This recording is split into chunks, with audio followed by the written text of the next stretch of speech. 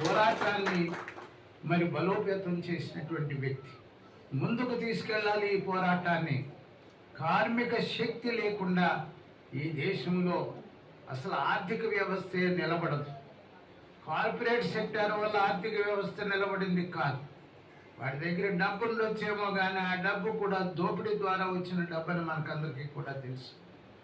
ఈ కార్మికులు ఎవరైతే తమ రక్తాన్ని చెమటగా మార్చి దేశ సంపదను సృష్టిస్తున్నారో ఆ వర్గాలకు కనీస అవసరాలు లేనటువంటి పరిస్థితిలో కొంతకాలం బానిసలుగానే బ్రతికారు కార్మిక వర్గం అంతా కూడా.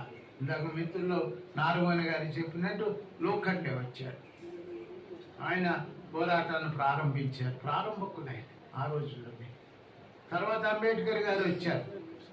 అంబేద్కర్ గారు పోరాటం చేయడమే కాదు, ఆయన ఎప్పుడైతే వైస్రాయ్ కౌన్సిల్ మెంబర్ అయ్యాడో మొట్టమొదటిసారిగా 8 గంటలు పని మించి వీళ్ళ చేత చేయించడానికి వీలు లేదని ఒక చట్టాన్ని, ఫ్యాక్టరీ చట్టాన్ని తీసుకొచ్చాడు. స్వతంత్రం రాకముందే 8 గంటల పని దినాలకి పరిమితం చేశాడు ఆయన. 18 గంటలు 16 గంటలు కూడా పని తీసుకుంటూ దోపిడీ ఏదైతే జరుగుతుందో కార్మిక వర్గ దోపిడీని అరికట్టడానికి ఆయన ఒక చట్టాన్ని తీసుకొచ్చి 8 గంటల పని దినాలు ఇచ్చినటువంటి మహనీయుడు. మరి చట్ట ప్రకారంగా ఇచ్చినటువంటి మహనీయుడు హక్కుగా బాబాసాహెబ్ అంబేద్కర్ అని నేను అప్పుడప్పుడు చెప్తూ షెడ్యూల్ కులాల ఆర్టీసీ కానీ ఎక్కడన్నా మీటింగ్లో నేను చెప్తా ఉంటాను. మీరు ఎవరెవరో ఫోటోలు పెట్టుకుంటూ ఉంటారు మీ ఆఫీసులో, కానీ మీరు పెట్టుకోవాల్సిన మరొక ముఖ్య వ్యక్తి, అసలైన వ్యక్తి ఎవరున్నారో, హక్కులు ఇచ్చినటువంటి వ్యక్తి, అసలైనటువంటి మీ సంక్షేమం గురించి చేసినటువంటి వ్యక్తి ఆయనే బాబాసాహెబ్ అంబేద్కర్. ఆయన బొమ్మ ఎందుకు పెట్టుకోరు? 8 గంటల పని దినాలు చట్ట ప్రకారంగా ఇచ్చినటువంటి మహనీయుడు బాబాసాహెబ్ అంబేద్కర్ అని ఎందుకు గుర్తించరు మీరని నేను పదే కూడా చెప్తా ఉంటాను.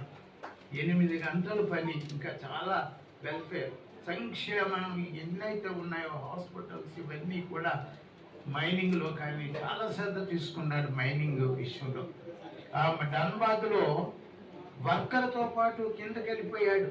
అప్పుడు ఇంత ఫెసిలిటీస్ లేవు. కిందకెళ్ళి అక్కడ ఏం పని చేస్తున్నారు, అక్కడ లేడీస్ కూడా పనిచేస్తుంటే ఆడవాళ్ళని చూసి ఆయన కన్నీరు పెట్టుకున్నాడు. ఇదేంటి, ఆడపిల్లలు ఇక్కడ పనిచేయడం ఏంటి, ఇది మరీ దారుణమైన విషయమని వాళ్ళ కింద కాదు పైన వర్క్ ఇవ్వాలి తప్పించి అండర్ గ్రౌండ్లో ఇవ్వడానికి వీల్లేదని కూడా ఆయన చట్టంలో ఒక అంశంగా పెట్టాడు. అదే కాదు, వాళ్ళు